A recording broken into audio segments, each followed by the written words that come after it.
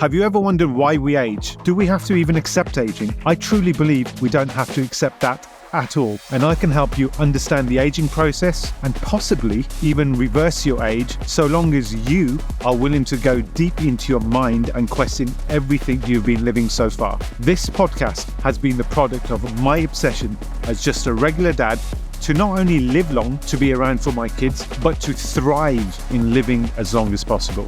My aim is to inspire you through amazing real-life stories focusing on the mind, the body, and the spirit. We will look into the impact of trauma and methods to tap into the unconscious to tackle that stored trauma. I will go into the science of aging and aim to demystify the current technology, supplements, exercise routines, and nutritional practices.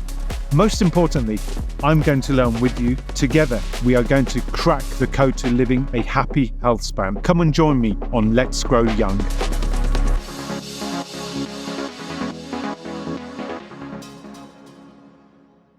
It's a pleasure to have you on the podcast, Nikolina. As I understand it, you've run a number of health startups, and your current role is CEO and founder, as I understand it, of GlycanAge. Is that accurate? Yeah, co-founder and CEO. And actually, this is my first health biotech startup. I was in tech for 12 years before this. But I come from a family of scientists. So this was actually my father's invention from 10 years ago that eventually turned into today's product. I stand corrected. So what made you make the leap from tech into health tech? Did you see some sort of synergies that you could take advantage of, or was it family passion? Well, it was many things. Of course, I didn't go the biology route. If anything, I was the black sheep. Everybody had a biology degree and they were some type of scientist. And I went the entrepreneurship route. But that's something I've done since I was really young. So I've always had a knack for entrepreneurship. It was, I can trace back ventures to kindergarten if I want to go all the way back. Wow. So then, of course, when you're starting really young, in your teens and early 20s, you can't really go into biotech. Well, not in today's world. So you have to start where you are. And for me, that was coding. I taught myself how to code and then ended up in a number of different, and I wasn't the best coder. So eventually I had to, hire teams that can do a much better job than me. And I ended up in that industry for a while. But I think the drive has always been similar. I think because I learned how to build things for myself since I was young, I always wanted to do that for other people as well, or give them the same type of opportunity. So employ my friends very early on, which was actually a terrible idea, at least in the first startup. But it was always about the people. I always cared. I always liked investing in people, growing people. We have even people in the business today that I've worked with for almost 10 years now, across the multiple different companies that have followed me into this entirely new venture to what we've done before. And we are now almost 4 years in commercially. Wow. So we're not at the beginning anymore. And I think what I was missing in tech was the impact on people's lives beyond just giving them a job. And I've always liked the impact side of things. I tried something on the sustainability angle in my early 20s. That never became a big venture. We just didn't make a lot of money from it. But I was very passionate about the mission of it. And in this, I could merge this passion about impact, because generally I don't work for money. It's the last thing on the list. It has to be something that it stretches me, inspires me in some way. And the best way to do that, of course, is in health. The biggest impact you can have is on people's health. And Indeed. I didn't, in the beginning, understand the science. So when it was just aging, when we were just talking about a biological clock, before we could connect it to health, or I can understand it from a health perspective, I didn't actually like it. So that's why it probably took my dad 10 years to convince me. Because it just kind of seemed ego-driven to care about aging. But then when I realized that actually you're doing preventive health, you're following a mechanism, early mechanism that happens with aging that will turn into disease, But if you tackle it early, you're actually preventing a whole host of diseases. And instead of what we do now, patching up a ship with a lot of holes that will just keep leaking, you're fixing the root cause of a problem. So I think that helped me transition and get really passionate about it. Have you seen my production notes or something? Because you're No. kind of very easily, you're just going through the topics that I'm hoping to cover, which is amazing. Actually, it means that I can shut up and just the listeners can listen to you, which is fantastic. One thing I must ask though, before we go forward, what was that entrepreneurship idea at kindergarten? So it's a funny story. I used to, so I would take from kindergarten, I had a little brother. I have 4 brothers, but 2 are close to me, like 2 years younger and 4 years younger. And in my last, I think, year of kindergarten, I had a little brother there, which then I had to take home with me because my parents would work until very late in the lab, and they would usually not pick us up. So we had to do this, we had to look after our siblings. So I would take my little brother home. And on the way, it's a very short walk. It was maybe a 5-minute walk home. There was a puddle with tadpoles, which was drying up. So you had a bunch of these poor little tadpoles, which were, dying on the surfaces. So I decided that I am going to save these tadpoles. And I took a bottle and filled it, an empty bottle, and filled it up with a bunch of tadpoles. And got them home. And I was going to put them in our bathtub. To look after them. And then my mother negotiated with me, and we agreed to put them into pots and pans on the balcony. But now I had to figure out how to feed these tadpoles so they can, grow into frogs. And I had no idea how you feed tadpoles. So I tried to give them a little bit of bread, which didn't work because they'll bubble up. And I think I lost a few, but most of them were still alive. And I've learned that you should not give bread to tadpoles. And then my mother gave me a book to learn about frogs and to read about, what they eat. And I'm dyslexic, so I hated books. I was I think I was 5, or I was close to 6 at the time. So I made myself read through this, book, and I learned about microorganisms. So I'd go and pick up muddy water and exchange it with the tadpoles. Give them the muddy water. And, they would get fed properly, and they turn into these cute little small frogs. And then I had a whole balcony of small frogs. So I had to do something with the frogs, and I would take them to kindergarten and sell them to kids for cash, candy, or Pokemon cards. And I priced them as much as a Pokemon card. And then I even had special deals of, if you take, 2 frogs, you get a discount or something like that. Something of the sort. You were 3 or 4 years old at this age? I was 5, I think, 5. Getting on to 6, yeah. Wow. Amazing. So you can see the innovator, the entrepreneur, it was there from the start, and here we are now. And you've grown that massively. So that's absolutely great. And I'm going to get on to GlycanAge and what it is, but maybe I'd just like to start on understanding the question on why do we age in the first place? And I know it sounds like an obvious question, but what are the factors that lead to people aging in different ways? So this is an open question. Nobody's figured out why we age. We have a lot of theories and a lot of work in the space now, and more understanding than we've ever had. But we have certainly not answered the question as to why do we age. And you have different theories, you have different pathways that have been identified. And I can tell you a lot about our ones, but also I can tell you how this compares to others. And there's probably 2 aging theories which are dominant, which everyone is focused on now. And first one is a theory of a program. And this is where actually epigenetics plays a role. And we don't look at epigenetics, but I can briefly explain what it is. It's in a way, so it's how your genes are expressed through life. And the theory is that we have a set program that has a limit. So you have a maximum lifespan. And this is due to this program. And that we could identify a therapy or a small molecule, a way to reverse this program, and then trick it into maybe a double lifespan and so forth. So that's one that's attracted a lot of capital. You've probably had 5, I think it's not even close to 10 startups in the epigenetic reprogramming space, including one that's funded by Bezos and a number of other billionaires who are purely investing in this scientific venture to figure out if we can slow down aging by focusing on reprogramming and researching the epigenome. Now, there's another theory of aging that is more connected to what we do, and this is the theory of damage.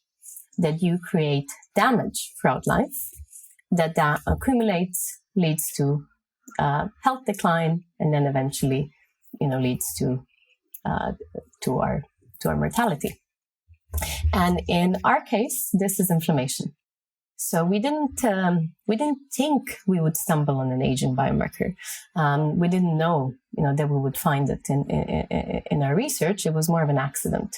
And I can tell you where it all started if you want to hear the whole story. So if we look at biology, if we look at a cell, it has 4 components: DNA, protein, lipid, and carb. And that's what most things are made of.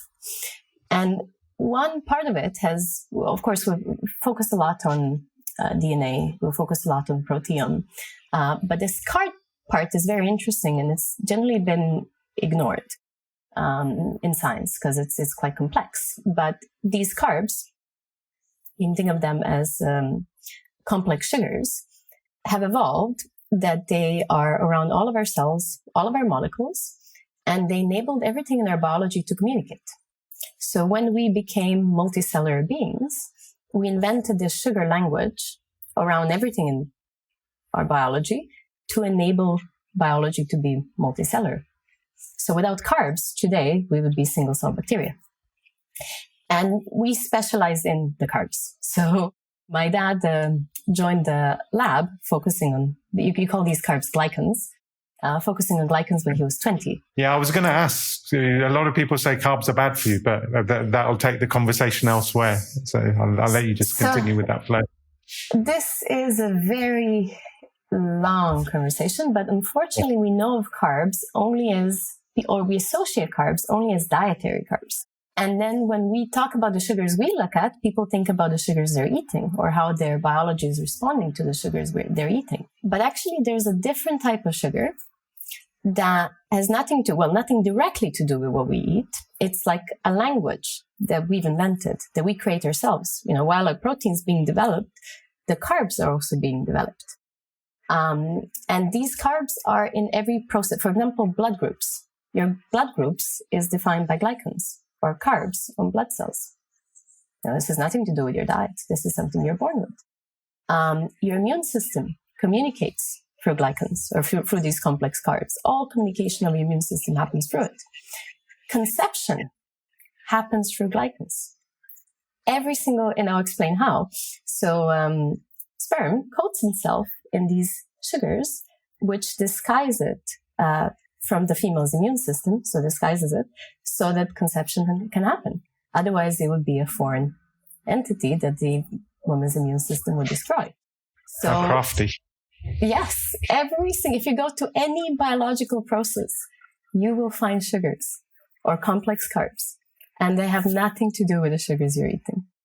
Okay. But this has not been publicly popularized. This is a part of our biology that has been here from day one, but we have very much popularized genome. Now we popularize epigenome. Glycans haven't received that same awareness yet. But this is our field. So this is something we dedicate, our research team and my father have dedicated their careers to. And for him, his entire life has been about glycans and will, definitely end with glycans. But about 10 years ago, when we looked at the large groups of people through the glycome, so our lab did the first large study of the human glycome, the first 1,000 people. Is this a human glycome project that you guys started off? Yes. So our chief scientific officer, who's also my father, is the co-founder of the Human Glycome Project with another scientist from Harvard. Actually, I am convinced you've seen my script. I really am, Nikolina. Something's going on here. So I think I was going to talk about also the scientific advisors that you have. You've got people like Tim Spector. You've got your father, who is, I believe, at UCL College, and he's been a professor at various places. If I've got that incorrect, we can re-record that. But my point here is that you've got a vast scientific board here. I can quickly correct you. So he is a honorary professor at Harvard, at Edinburgh, and he's a Johns Hopkins scholar. So his tenureship was at Johns Hopkins, and then he actually moved. He's Croatian, and we are Croatian, so he moved back to Croatia and started a private research institute in the same space, because he didn't have good universities there to join a university. But we collaborate with every top university globally. So any human glycan analysis for Harvard, for Yale, for King's, for Stanford is actually done by our lab, because we're the only lab that can look at glycans at scale. So in thousands and thousands of people. So I think this is what makes you quite unique to some other monitoring companies that I've come across, and that I'm going to talk about later, in that the science, the scientific backup, the human genome glycan project that you've had, it's really, really deep and backed up by proper scientific brains. Yes, so this is all rooted in, this is where it all started. And because there is nobody else globally who could do this in the level that we do it, and there is nobody who's going to just bring it to the market apart from us, we can really delegate. So usually a lab, if you're a Harvard lab, Stanford lab, you give it to a small group of people who then start a company, and you just make money off the royalties or the IP. But because, we were a private institute, and, it was not so easy for us to just say, hey, here's this hard thing that you need to turn into something that actually, people can use and that can impact people's lives. We had to do it ourselves. So we're unique in a way that we are the start of the science, we're the start of the commercial, and even the start of an industry, because there's nobody else working at this part of biology at this scale. So that's great. There's a big tick in the scientific box. Now, coming back to the whole human glycan project, and ultimately my question around, why do we end up aging? What have you learned through this process, through the project, and through your assessment of glycans and carbs and so on, in terms of what are the factors that actually ultimately make us age? So what we learn for glycans is that, and keep in mind, we're specializing in glycans on the adaptive immune system. So what we're looking at is aging of your adaptive immune system, which is the immune system that you impact throughout life. That also is highly impacted by genetics, epigenetics, but also your environment, and is implicated in most chronic disease, because most chronic disease has a common mechanism, which is this low-grade chronic inflammation that glycans regulate. So what we saw when we looked at the first, I think of 5,000 or 6,000 people, actually we were focused on diseases. So we were trying to look at a big group of people and then understand diabetes or some other disease. And we realized we can't really understand the disease unless we know the age of the people, because you could have a young person who has a chronic condition whose glycans look like a healthy old person. So unless you have their age, you can't really understand what's going on. And then we realized what we're seeing is some kind of internal mechanism of aging that's implicated in aging itself without disease, but then also very connected to a whole host of different conditions. And that was back in 2013. So we published this glycan clock of aging. And that's the first glycan clock of aging. And it was published at the same date and even same year and same exact publication date as the first epigenetic clock of aging. But if you look at commercial application of clocks, you have a couple types. I would say 3 main types. One, there's more scientific ones, so there's more which are applied in science, but not really yet commercially. First one is the epigenetic clock. You have maybe 15 companies with different epigenetic clocks in the market. The glycan clock, and then you have these clocks, which are algorithms, like fancy algorithms modeled on existing data that we've always had. So it's not like a new type of analysis we're doing, or a new part of biology, we're just taking, clinical data or routine blood work and then modeling an algorithm to try and map up an age. So these are the free ones that I think are commercially available now. Again, I'm trying really hard I'm trying really hard to demystify all this space for everyone. And so when you say the adaptive environment, I think what I take from that is your studies are looking at what factors in the environment ultimately contribute to a skewed extent to people's aging. And if I've interpreted that correctly, what kind of things have you seen over time that adversely impact aging? So it's not just the environment. And we recently did a study on twins, where because they have the same identical twins, they have the same genetic makeup. You can look at how much is their genes, how much is their environment, how much is lifestyle. And about 40% of your GlycanAge, so your glycan clock, is down to genes. So almost half of it is a lottery. Either you have a good starting point or it's a little bit unfavorable. The other 60% is your environment and your lifestyle. Now, how we slice it, or how we did it in our understanding from the big cohorts of epidemiological, I always cannot pronounce this word in English, epidemiological studies. I can't either. Another 40% is environment, and that includes epigenetic influences. So epigenetics you can also think of as past environment. So what has happened to your biology throughout your life? And we even try to title that natural aging. So something that will, 40% will change with age. And then another 20% is purely down to lifestyle.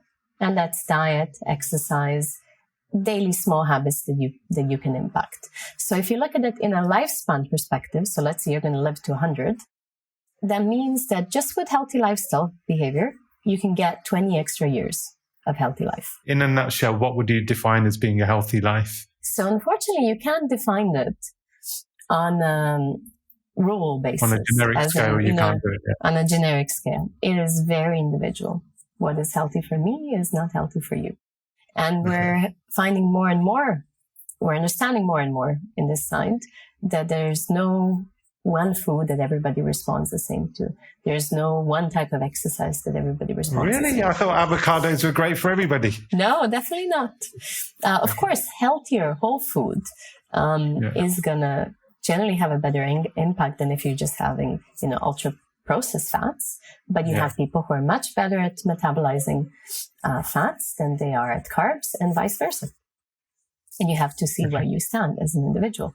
I've taken the GlycanAge test, and I was unpleasantly surprised by it. So I think I almost developed this unhealthy attitude towards my biological age when I've done telomere testing, a bunch of blood marker tests, a bunch of other tests. I provided my blood test every 3 months to a company who then tracked my biological age. But GlycanAge was the only one who told me, you're actually probably a little bit older than you thought you were, whereas all the other ones were telling me I'm a lot younger. So why such a variation in the market? Why such a variation in results? And seriously, as someone who's trying to help the man on the street, how do we start even navigating where to go to and where not to go to? So you have to keep in mind that all of them are measuring different things. And telomeres was one of these first ideas of how we might be able to measure aging. But what was then later discovered is that they're good for aging of a single cell. But because they're like kind of like the limit of how many times a cell can divide.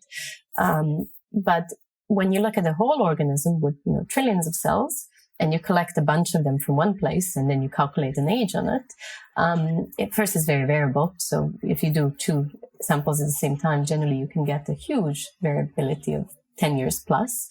And then it won't be meaningful for an outcome because you're not looking at aging of a system. You're just looking at a collection of cells that have different ages, and all of your, all of your cells have very different ages. So it doesn't work from a systemic perspective. Then, I don't know what other tools you use, but if you're looking at routine blood work, so something that, you can do at any doctor's office and just do a comprehensive blood panel and then on top of that, they add an algorithm to give you a biological age. You're looking at markers which are more specific, you can say phenotypic, or specific to an organ system that's not working optimally. So you can say, okay, my pancreas is not, my thyroid is not working optimally, whatever it is. But at that stage, you already have decline in an organ system that you can identify at the point where you're losing function. While on a molecular level, these changes start decades before you get to a point that an organ is losing function.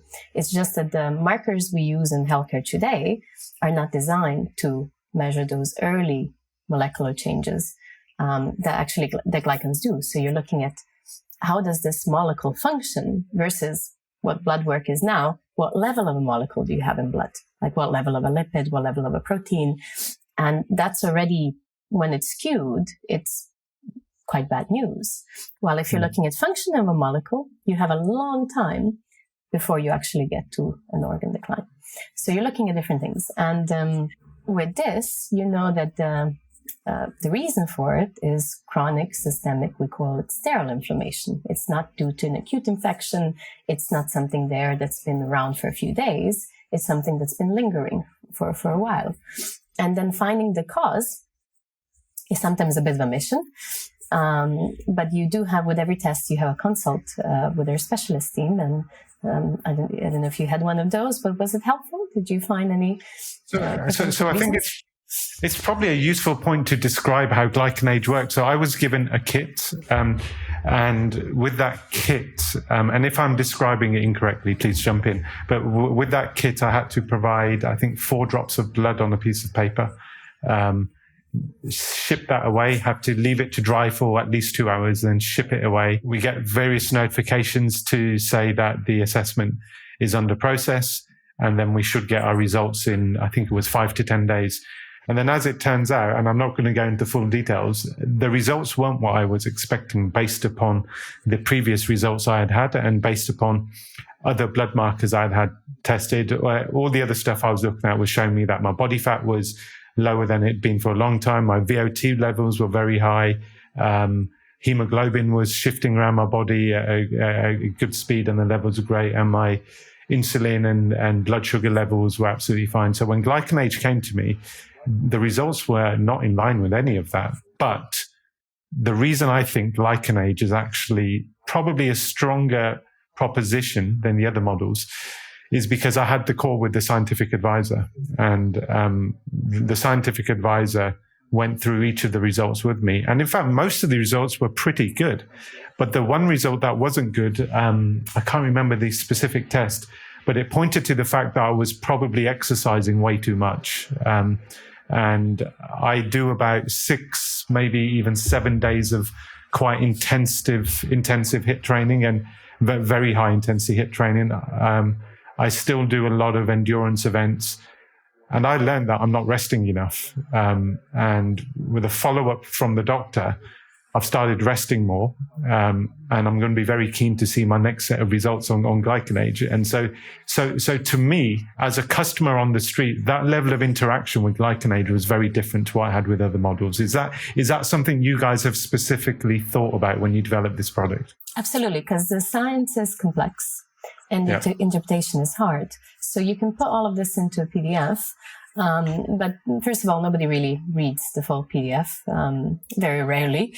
And it's very different when you talk to a human who's knowledgeable that can go through that with you, connect it with your lifestyle, your family history, and then try and identify this cause. And that's a very likely one. If you exercise 6 to 7 times a week and it's intensive HIIT, it's not unusual for us to see a higher GlycanAge. It's actually very common. So that's pretty easy to interpret. And the way you confirm that that's overexercise is by slowing down, taking, adding a few days of recovery or changing the type of training. We've even seen the people who go from HIIT in the evening to yoga. We had a lady that improved 13 years in 3 months. But she had 2 kids, a very stressful full-time job. And then after all the stress she already had, she would do HIIT training, every evening or every other evening. And then her practitioner just got her to switch it to yoga. And in that, it was actually a 3-month follow-up afterwards, she dropped 13 years. Yeah, just to play devil's advocate on that though, which I guess is my role on this podcast. When you say someone's age has dropped 13 years, we're talking about the biological age. And I guess one of my concerns is the algorithms that a lot of these companies use to come up with an aggregate score and aggregate age. How can you specifically identify that someone's biological age has gone down by 13 years just through yoga? The reason you have the 4 blood stains there is that we actually run every analysis in triplicates, which means we repeat the experiment 3 times. And then we look at the variability. And because we repeat it so many times, we managed to reduce this variability to less than 1%. So if you see a 1-year change, this is not an error margin. This is not a lab error. This is an actual biological change of 1 year, which is really important as an aging biomarker. And in most that you do, for example, telomeres, but also majority of epigenetic clocks, their variability or this error margin is 4 to 7 years. So if you do 2 tests in a short time frame and you see a 4-year shift, it might just be due to an error, not to an actual biological change. If you look at how people's glycans change in longitudinal studies, so thousands of people just followed with aging, on average, they age about a year per year. It's quite stable. And if you are not changing anything in your lifestyle and you repeat the test a few times a year, it's not uncommon for you to get the exact same result. It just won't change. But then when you have an impact, and it has a significant impact on your biology, because keep in mind, this is your genetics, your epigenetics, your environment, and it's significant, like 10-year shift, that is a really meaningful impact. And of course, this is the immune system. So you have to think of it. And the immune system is our governor of health. It's implicated in most chronic disease. We think of it as just infectious disease. So how strong is your immunity? But no, it's also cancer. It's cardiovascular disease. It's metabolic conditions. It's pretty much autoimmunity. It's everything that we suffer from. 90% of that goes back to the immune system. So it can shift dramatically. Like, for example, with COVID, we see that usually also glycans have a half-life of 3 weeks, which means that you're not going to see much of a change until the full shift over, which is 6 to 8 weeks. So you should not see a change in this short period. But glycans control the half-life on antibodies. And when we look at COVID, when we did a trial on mild and severe COVID, the clients which would shift decades within a week, it would predict mortality. So you can lose your health within a week. You can contract something and lose your life in a short period of time due to, here, in this case, a virus. But this can also be down to stress. And we see that stress has a huge impact. And physical stress is one of them. So if we look at athletes who compete, before competing, they have generally a healthy baseline. Then as they really stretch their capacity to run a marathon or win some other competition, we generally see them go up. All of them do damage, some level of damage. And for example, every year we lose a few marathon runners due to a heart attack. They just drop dead. So sports is also yes, it's healthy at a certain dose. We need it. It's a positive stressor, but you can take it to an extreme where it can have the opposite effect. And a lot of times this is what people do when they're trying to be very healthy. They think that just fitness is going to be enough. Just if I go to the gym 5 times a week, I'm going to be a healthy individual. And that's just not true. Your body. No, just stop there. Just stop there. You're beginning to ruin my whole concept of my life. In all seriousness, so go to the gym 5 days a week. It's not necessarily good for you. First, you need to prepare your body for that amount of exercise and that amount of stress on your body. You need to recover from it. You need to fuel it with nutrition that's appropriate for you and all other stressors you have in your life. So it's all a balance for an individual. And we have done sports studies where we look at acute inflammatory markers and we look at glycans. And we would see that HIIT training, this was a sprint training study, we would see the acute inflammatory markers go up. So you're seeing pro-inflammatory changes on acute, which is good because you need acute inflammation post-exercise because that's building fresh muscle. But glycans would only change anti-inflammatory in this study. So we can distinguish between positive and negative inflammation from sports. And if you are seeing your glycans change pro-inflammatory post-exercise, then this is lingering chronic inflammation that's going to be there until you recover or you allow yourself to recover. Understood. I get that totally. So again, I think for the layman like me, that when I send my blood samples to you, having rested more, you should hopefully see a change in my glycan profile that indicates that it has a contribution to my biological age. And let's see when I send my results through in a few weeks' time. But I think you've explained that really well. It's the glycan profile, the characteristics should change, and through that you can determine at what point in time did you introduce a change, and that appears to have had an impact. Say, for example, from yoga. That makes a lot of sense. Clearly, we've not spoken about other things because I think it's spoken about so much, the effects of smoking, alcohol, too much of the wrong types of food. All this has an impact over time, and your glycan results will pick that up, and you slowly introduce changes through the consultations that are similar to what I've had with your teams. Let's talk about one more thing. It's on your website and it's relevant to a lot of people at the moment, menopause. GlycanAge talks about the fact that it could play a role with menopause and managing the menopause. Just talk to me about that for a second, if you don't mind. So another thing that changes with age, both in men and women, and that's that our hormones decline.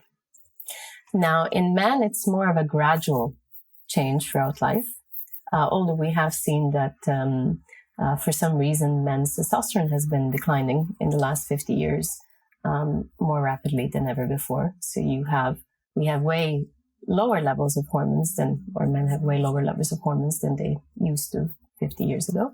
And nobody knows why. For women, it's very clear. So women, because of ovaries are the fastest aging organ in the body. By 35, they're considered old. So if you have a pregnancy post 35, it's considered a geriatric pregnancy. And menopause happens due to this, in a way, loss of the complete function of your ovaries. You could say running out of eggs, but there's, it's a general decline. And they create most of women's hormones. And as they stop creating them, especially, when this final cut-up happens, majority of the health or chronic conditions accelerate in women. So if you look at when do women develop chronic diseases, majority of the big, like diabetes, cardiovascular disease, all of that happens post-menopause. In men, and generally they have longer lifespans, so women live longer, but they have more chronic conditions in this last quarter of their life than men do. Men live shorter, but their conditions come up much earlier. So what we've seen is that menopause is this main aging event in women. So as women transition from perimenopause, where their hormones are starting to decline, into full-on menopause, you're going to see rapid aging. And we see that the pace of aging in this transition period is more than double than what it would be in any other time of a woman's life. And the only other time we see naturally women age or their glycan age to go up is post-pregnancy. So during pregnancy, interestingly, their glycans actually become younger because their hormones are higher, and the body is getting extra, like for example, even conditions like rheumatoid arthritis goes into remission during pregnancy because it's kind of becoming extra healthy to protect this new life. But then as the new life is born, in a way, the woman sacrifices herself for this new life. And we see that this acceleration, which can be sometimes 10 years, can last pretty much until you stop breastfeeding. And then it goes back to normal. So it's not that you have age post-pregnancy and you're going to stay old. it's going to go up, it's going to be impact, it's going to be damage, like natural damage in your life. And then it's going to go back to your healthy baseline. Yeah. So this is the first time we've seen like a hormonal connection due to a natural event in women. And the second time we see it is menopause. And that can be mediated with intervention. So we see that estrogen has a huge impact on biological age. So we had clinical trials where half of the women are given replacement, so HRT, and this is the transdermal ones, so the ones which are mainly used in practice today, and half of them are not given. And if they're not given, they age 9 years. If they're given replacement, they stay in their range. So they don't see a pro-aging change. And interestingly, there was a similar experiment done in men, where men, actually they were given something to suppress their testosterone. And then half of them are given back testosterone, and the other half are given back testosterone plus aromatase inhibitors, which blocks the conversion of testosterone to estrogen. And we see that if they're just giving back testosterone to the natural level, to what it should have been, they don't see a negative change. They stay in the healthy range. Well, if you give them the blockers, so you stop conversion of testosterone to estrogen, they change pro-inflammatory or pro-aging. So it's actually the estrogen that also mediates this process in men, or estrogen is this anti-inflammatory, has this anti-inflammatory property. Now, it's very complex because all of us have different hormone levels. There's different types of drug. There's no one size fits all as everything. But hormones play a big role, and hormonal imbalances, both because of losing something with nature or pregnancy, will have a big impact on your aging process and on your GlycanAge. At what part would you say for menopause would the GlycanAge intervention assist in managing through the menopause? Well, one is identifying it early, because unfortunately, we don't have a blood test for menopause. There's lots of attempts in measuring different hormones to identify this transition period or perimenopause. But the problem with hormones is that they change quite rapidly. They have short half-lives. So you're constantly seeing an up and down shift. You measure one day, you measure another, and you have you're too high one day, you're too low another day. It's really hard to get a complete picture of your hormones by measuring hormones directly. But glycans have a long half-life, and they're impacted by your hormonal balance, or you can in a way say that they're a measure of homeostasis, or the perfect balance of the body. And this disruption of it, will be visible due to hormones, due to diet, due to smoking, whatever it is that's impacting you. So the best time to start is when you are in your, let's say, early 40s, and you might be experiencing some symptoms, and because menopause has 70 different symptoms. This can be anxiety, it can be depression, it can be joint pains, it can be fatigue. You're experiencing some symptoms. Start tracking yourself. So track yourself, get your baseline, remeasure in a few months' time. And if you see this rapid shift for no other explanation, so you're not running a marathon, it's most likely to do with your hormones. And then when you go on intervention, it can be dietary, you're trying to rebalance your hormones naturally, or you're going on, you're trying HRT, your GlycanAge will respond to that. And it will show you if your therapy is working or not. And we actually have clinics which titrate the dose of estrogen to make sure that you're on the optimal dose for your health, because it's also really, you don't have many ways to measure what's the right amount and what's too high or too low for an individual. So this can also be a bit of a general guide on if something's having an overly positive or negative impact on the organism. It's getting really difficult for the average person now, I think. I think where we're heading to is a world which has got used to traditional medicine and stuff like the NHS and the national healthcare around the world, to now something that requires a lot more private monitoring. Do you think that the various governmental bodies like the NHS are going to start taking up more of this preventative sort of monitoring? It's all over the place now, isn't it? You've got a lot of companies who are providing equipment to do this, and it just feels like the world is moving on from traditional healthcare and it needs more of what you're providing? It's going to take time. So it's not going to be, because healthcare is not designed for healthcare, it's designed for sick care. So unfortunately, we only know how to deal with problems when they're severe enough for us to have solutions for them. And, your physician is not going to help you change your lifestyle. He might give you a warning on that, but that is purely down to you.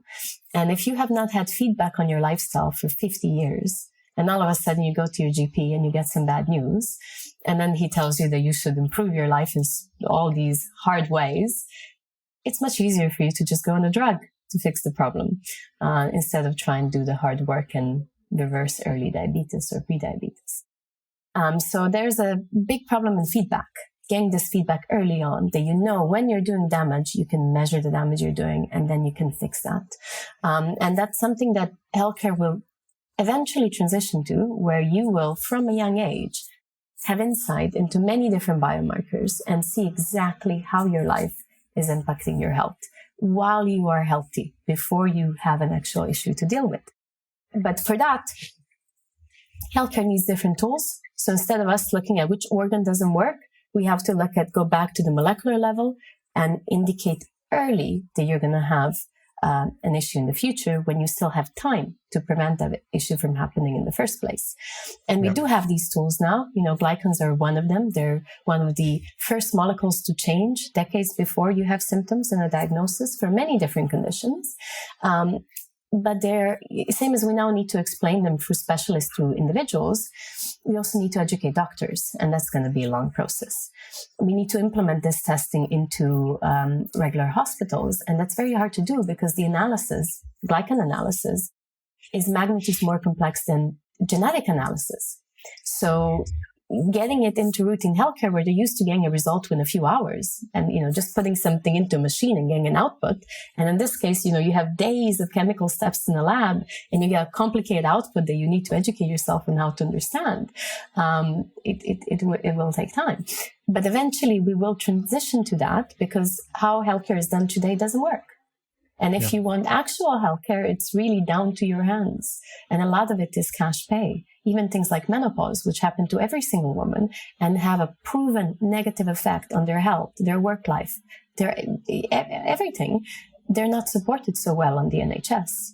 There's some movement to do it, but it's not the first thing on the list. Okay, I think that's absolutely fantastic summary, actually. Nikolina, there's so much more I can talk to you about, and I'd be taking up like the whole of your day if I did that. I think the way in which I think I'm going to talk about this from my experience is that I'm not that far from hitting 50 not out, right, in terms of my chronological age. The thing I've struggled with is doing a once a year test that tells me that I need to focus on X, Y, and Z. And then I go onto this crash after January and start trying to control this. That doesn't work for me. But also what doesn't work for me is instant monitors. And so there are various instant monitors where you eat something and it tells you, bing, bing, bing, your blood sugar has gone down. It affects my way of life too much. I do want to live and let live to an extent, and I do want to enjoy the moment to an extent. But where GlycanAge works for me is that it's not an instant thing. I can do it every 3 months or every 6 months. And there are lots of products out there, but the products that I've used, I haven't found them to have that much of a scientific underpinning, such as the GlycanAge have. And they want so much blood out of me that I can hardly get out, that it becomes a really uncomfortable experience, right? And so I think your product to me, from a scientific sense and from a usability sense, and actually not just impending on my day-to-day life, it makes sense for me. And so I think I'm going to continue to use GlycanAge. I'm certainly an advocate for it, even if I was shocked by the results. If you can just tell me where people can get the GlycanAge kit, what's the best place to follow you, and how they can add you guys onto their socials and see what you're doing. And I should say, sorry, the last thing that I also like about you guys is that your tests are done on humans over a period of time, not on lab rats or lab mice stuck in unconditional conditions. And I think that makes a massive difference. Yes, no, I think that's a key thing, because a lot of science gets to market way too early. There's no human data yet, especially for supplements. So we've even done a trial with a supplement that prevents hypertension in mice, but I'm not going and recommended that to humans yet until we have a human trial. I've recently come off NAD, transveretal, and NR. I've been taking them for 2 years, and I wanted to test on myself. If I remove them from the chain, do I feel anything different? And just for the record, this is my experience alone, no one else's experience. I can't say that I felt any different after stopping taking them, if I'm honest with you. But there's clear signs to it, and I just think they need to extend it on over humans over a period of 5 to 10 years. But I'm digressing. Going back to my question, how do people follow you, and how do they order kits if they want some? And we will also put details in the text of this podcast as well. So we do have quite a bit of activity on Instagram. So it's just GlycanAge on Instagram. Yeah. Same as on LinkedIn. If you're a health professional, then I recommend LinkedIn. If you're a consumer, then our communication is a bit more oriented towards consumers on Instagram. Okay. We have also a podcast specific to glycans. It's a bit technical, but if you really want to dive into the science, we did interview a number of top glycobiologists globally. So if you wanted to purely dive into science and you're curious, we have a section on the website called the Glycan Hub, and you have a number of different interviews with top glycobiologists. I've seen it actually. Yes. Yeah. And the tests you can buy on the website. So we have an e-commerce site where there's different packages. There's one test with the specialist interpretation, or you have 2 tests, which means there's an intervention in between. So you do your baseline, you have a consult, you get an action plan, and then you validated the action plan has actually had an impact on your biological age a few months afterwards. So we generally recommend that one, but you might already have a great score to start with. So if you do, then you just have to continue what you're doing already. Then the action plan would definitely be recommended for you. Now, we do sell through a number of different practices. So we have just under 1,000 different private healthcare practices and individual doctors who use the test in practice. And to them, we can give more information.